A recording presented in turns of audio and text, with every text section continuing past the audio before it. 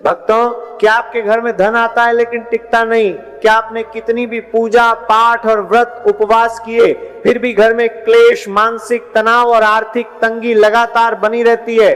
क्या आपके परिवार के सदस्य अक्सर बिना किसी ठोस कारण के झगड़ने लगते हैं? क्या घर में बार बार बीमारी, अपव्यय और अनचाहा संकट आता है? अगर हाँ, तो यह समय है रुककर गहराई से सोचने का। अक्सर हम अनजाने में ही अपने ही घर के मंदिर में कुछ ऐसी चीजें रखते हैं जो माता लक्ष्मी को आपके घर से दूर कर देती हैं। हम सभी अपने घर के मंदिर को श्रद्धा और प्रेम से सजाते हैं, महंगी मूर्तियां लाते हैं, सुंदर चित्र लगाते हैं, अच्छा और ताजगी से भरा प्रसाद अर्पित करते हैं। लेकिन हमारे प्राचीन शास्त्र और तंत्र विज्ञान कहते हैं कि मंदिर में रखी गई हर एक वस्तु का सीधा असर आपके जीवन, स्वास्थ्य और धन पर पड़ता है।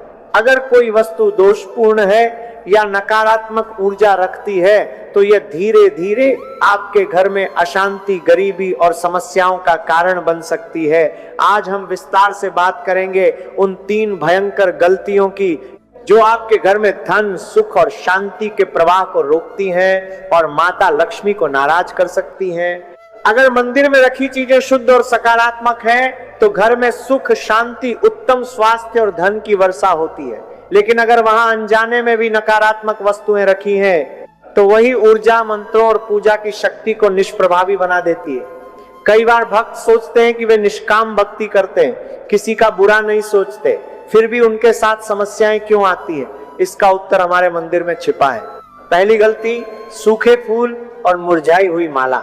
हम सभी अपने इष्ट देव को ताजे फूल अर्पित करते हैं। यह भक्ति और श्रद्धा का एक सुंदर तरीका है, लेकिन सबसे बड़ी गलती तब होती है जब हम उन चढ़ाए गए फूलों को मंदिर में सूखने, मुरझाने और सड़ने के लिए छोड़ देते हैं। सूखे और निर्जीव फूल, पत्तियां और मुरझाई हुई माला नकारात्मक ऊर्जा का केंद्र बन जाती हैं। जब कोई फूल अपनी जीवन शक्ति खो देता है तो वह सीधे राहु और केतु का प्रतीक बन जाता है। यह नकारात्मक ऊर्जा मंत्रों और प्रार्थनाओं की शक्ति को खत्म कर देती है। कल्पना कीजिए कि आप मंदिर में बैठे हैं, पूरी भक्ति और श्रद्धा से प्रार्थना कर रहे हैं, लेकिन आपके सामने सूखे और सड़े हुए फूल पड़े हैं। क्या आपकी प्रार्थना सफल हो सकती है? नहीं। पुराणों और तंत्र ग्रंथों में स्पष्ट लिखा है कि भगवान को अर्पित किया गया फूल अगले दिन ही उठाकर किसी नदी में प्रवाहित करना चाहिए या किसी बड़े वृक्ष की जड़ में मिट्टी के नीचे दबा देना चाहिए। यदि अभी भी आपके मंदिर में सूखे फूल या मुरझाई हुई माला पड़ी है तो उन्हें तुरंत वहां से हटा दें। यह केवल एक साधारण गलती नहीं है, बल्कि इससे आपके घर में धन और अवसरों की धारा बाधित होती है। दूसरी गलती, एक ही देवता की कई मूर्तियां और उग्र तस्वीरें। अगली गलती अक्सर तब होती है जब हम घर के छोटे से मंदिर में एक ही भगवान की बहुत सारी मूर्तियां या उग्र रूप वाली तस्वीरें आमने सामने रख देते हैं। कई बार बाजार में सुंदर मूर्तियां देखकर हम भावुक हो जाते हैं और उन्हें खरीद लेते हैं।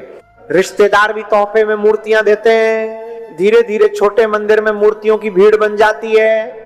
वास्तु और तंत्र शास्त्र स्पष्ट रूप से कहते हैं कि एक ही देवता की 2 या उससे अधिक मूर्तियां आमने सामने होने से ऊर्जा का तीव्र चक्रव्यूह बनता है।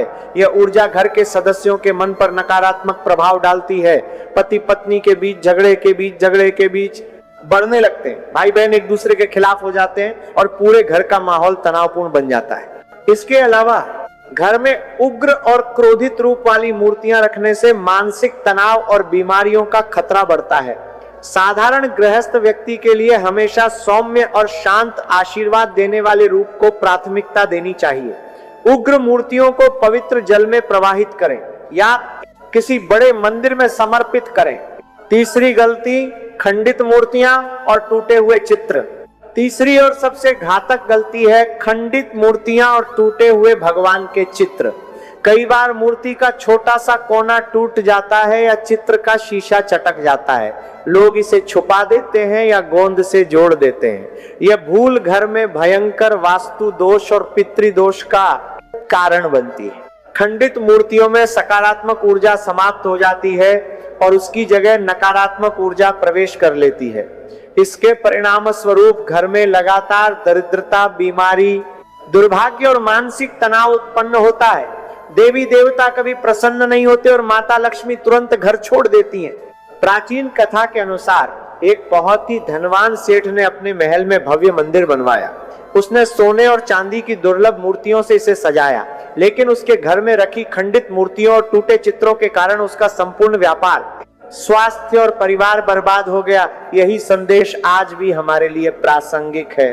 खंडित मूर्तियों का विसर्जन किसी अपमान के लिए नहीं है, यह वास्तविक अर्थ में उन्हें प्रकृति के पंच तत्वों में सम्मान पूर्वक लौटाना है। इन्हें किसी बहती नदी में प्रवाहित करें या गहरा गड्ढा खोदकर भूमि माता के आंचल में दबा दें। मंदिर में मृत पूर्वजों और पितरों की तस्वीरें कभी भगवान के पास नहीं रखें। ये तस्वीरें दक्षिण दिशा की दीवार पर अलग रखें। मंदिर की सफाई और पवित्रता पर कड़ा ध्यान दें। मकड़ी के जाले, जली तीलियां, सूखी अगरबत्ती या पत्तियां कभी इधर उधर न रखें। रोज सुबह और शाम गोधूली बेला में गाय के घी का दीपक या तिल के तेल का दीपक जलाएं।